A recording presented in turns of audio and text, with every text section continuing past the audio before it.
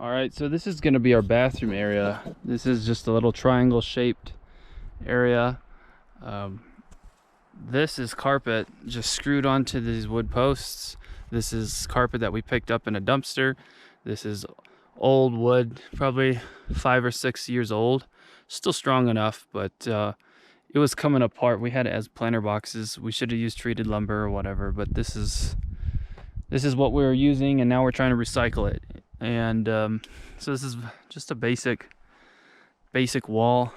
That's a seam there that we're gonna lightly sew up, and then we're gonna build a wall similar to this right here, and then we'll have to build some kind of a door, tarp this off the roof.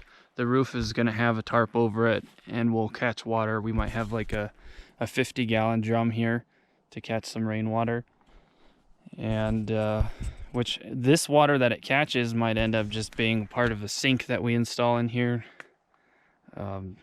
Very, very simple. I saw one guy, he had a little tiny sink with a little water bottle with a string attached to it and a pedal on the ground. So you just press the pedal and the water bottle tips upside down, and it had holes in the lid of the water bottle, so it sprinkled water down and was like a sink. So it's pretty cool. We might do something like that. All right, this is an update on this composting toilet, 5-gallon bucket. This time I've modified it so it's a little bit nicer to use. It's still very primitive, but I like it. So here's the toilet seat. Very simple toilet seat. In here we have a bunch of holes stabbed into the bottom of this bucket, this blue bucket.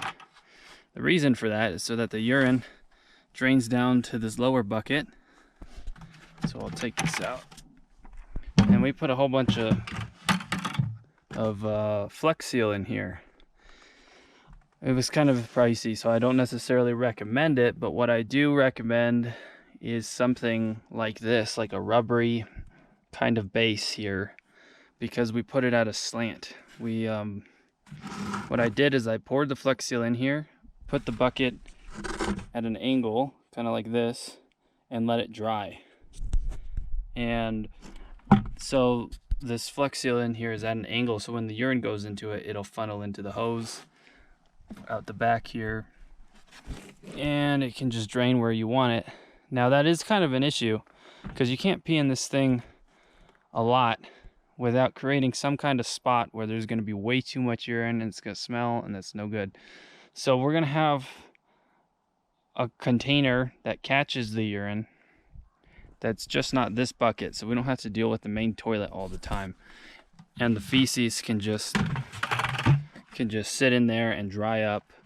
And then when we're ready, we just take this lid off, carry this bucket, pull this bucket out, and go dump it in a composting pile. So it's pretty easy.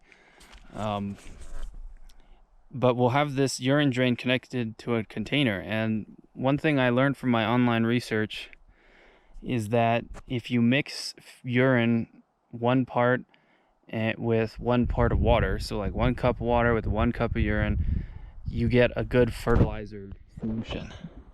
Now you shouldn't put that fertilizer on any plants during the day, because it has nitrogen and I think a little bit of phosphorus, but I think mostly nitrogen. And when you spray it on the leaves, when the sun hits it, it can burn the leaves. So you don't want to do it. You don't want to fertilize your dirt. Well, you can fertilize the dirt during the day or the night, but not plants. You want to do that only at night. So this is going to give you way more fertilizer than you'll ever need. So this is still kind of a problem. So our solution for now is just collect the urine in a separate container, and then there's a lot of trees out here, so just go pour a little bit of urine on a whole bunch of different trees over the property and kind of like give it their own fertilizer too. So that's our only idea with that. Now the reason I have a urine drain to begin with is because I don't want the urine to mix with the feces. When that happens, it smells 10 times worse than it needs to smell. So when you separate them, it doesn't smell so bad. Also, we can use the urine as fertilizer, then we can use the feces as compost. Because if you mix the two, well, now it's just pure sewage. and you can't really use that as